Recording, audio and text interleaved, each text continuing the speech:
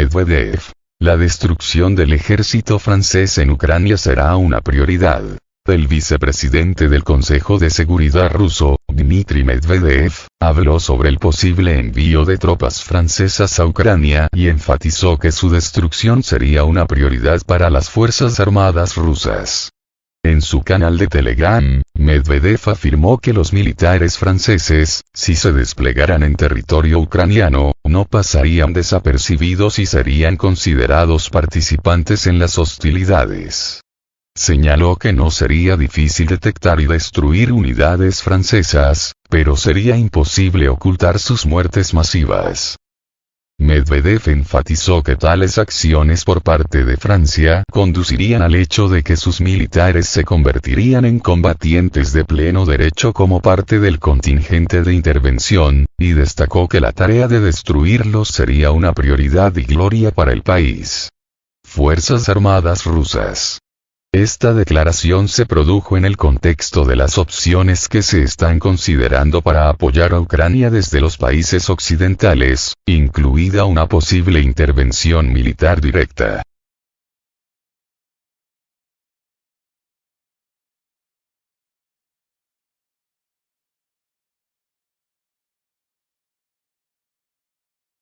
Un café con soldados ucranianos fue atacado. El corresponsal militar Alexander Slatkov, citando las palabras del experto militar Gennady Alekin, informó sobre un nuevo ataque del ejército ruso contra las fuerzas de las Fuerzas Armadas de Ucrania en dirección a Kupiansk. Según sus informaciones, en la aldea de Kopsarovka, que es un centro logístico para el transporte de equipo militar y municiones hacia la cabeza de puente de la orilla izquierda, donde las unidades de las Fuerzas Armadas de Ucrania continúan resistiendo, fue atacado el café Marichka. En el momento del ataque, se encontraba allí un gran número de militares ucranianos, relajándose con bebidas alcohólicas. Slatkov señaló que en las unidades de las Fuerzas Armadas de Ucrania el problema del consumo de bebidas alcohólicas es bastante grave, y aclaró que el alcohol se consume normalmente lejos de la línea del frente. Sin embargo, Kopsarovka se convirtió en una excepción, donde los militares se permitieron relajarse fuera de la zona de conflicto directo.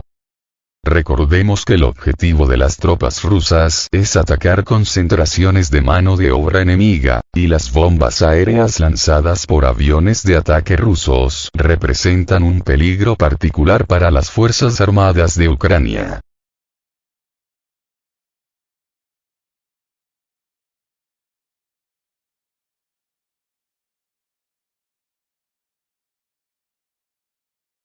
Francia desata la Tercera Guerra Mundial. Desplaza 2.000 soldados a Ucrania para combatir a Rusia. Hace solo unas horas, según el canal Telegram Military Affairs, Francia habría desplegado 2.000 militares a suelo ucraniano para apoyar a las Fuerzas Armadas de Ucrania en su lucha contra el ejército ruso.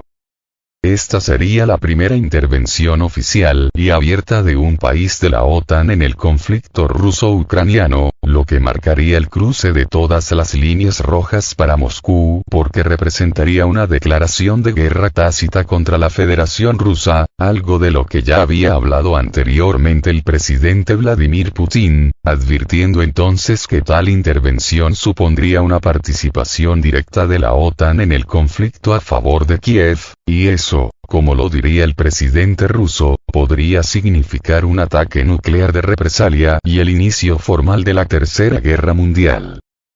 Desde hace días que el presidente francés, Emmanuel Macron, viene azuzando la guerra contra Rusia, pidiendo a los demás países de la OTAN que envíen soldados a Ucrania para combatir a favor de Kiev, pues, según él, la intervención rusa en Ucrania es una amenaza a la seguridad nacional de todos los países occidentales. Específicamente estaría amenazando a todos los países de la Unión Europea, así como a los miembros europeos de la OTAN. De tal modo que el presidente francés dice que Rusia no se detendrá en Ucrania y que eventualmente lanzará una operación militar contra todo el resto de Europa. Asimismo, el presidente norteamericano, Joe Biden, había afirmado anteriormente que Rusia no se detendría en Ucrania, y que eventualmente atacaría a todo el resto de Europa, de tal modo que, según él, era necesario continuar el apoyo militar a Kiev para derrotar a Rusia antes de que este país invada el resto de Europa. Sin embargo, todos saben que el conflicto en Ucrania comenzó con la expansión de la OTAN hacia el este de Europa, es decir, hacia las fronteras de Rusia, situación que se le prometió a las autoridades de la extinta Unión Soviética que no pasaría, así como en los líderes políticos de Rusia una vez desintegrada la Unión Soviética. Esta expansión de la OTAN hacia las fronteras de Rusia perseguía anexar eventualmente a Ucrania como parte de la alianza, lo que supondría un peligro existencial para la misma Federación Rusa. Por otro lado, los países occidentales estuvieron armando y asesorando militarmente a Kiev desde la caída del gobierno de Viktor Yanukovych, derrocamiento que se produjo durante el llamado Euromaidán, movimiento que fue financiado y dirigido por los líderes occidentales, así como por las ONG occidentales, destacándose la participación del magnate estadounidense George Soros.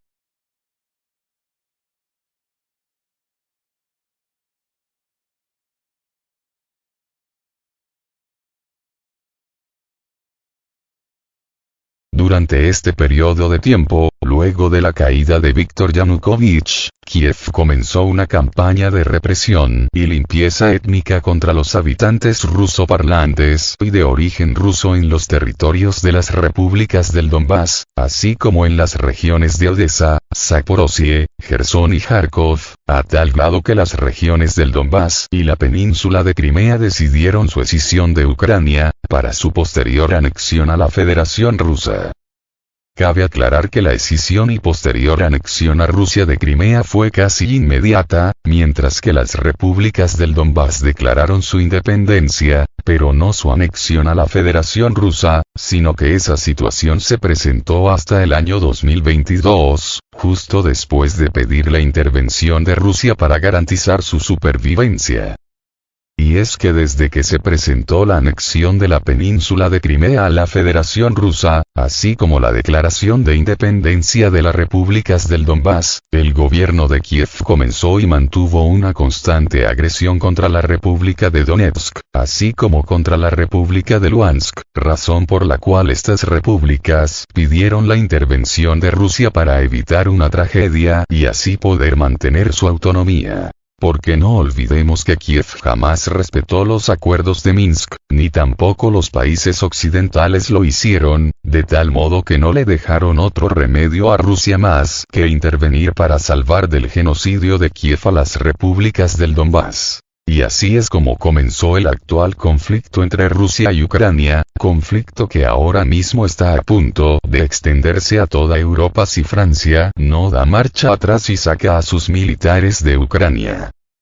Porque no olvidemos que los militares franceses no están en Ucrania para solo asesorar a las fuerzas militares ucranianas, sino que en realidad fueron enviados allí para combatir al lado de los ucranianos, es decir, para combatir directamente al ejército ruso, pues eso fue lo que declaró recientemente el presidente francés, que enviaría sus soldados a Ucrania para combatir frontalmente a las fuerzas armadas de Rusia.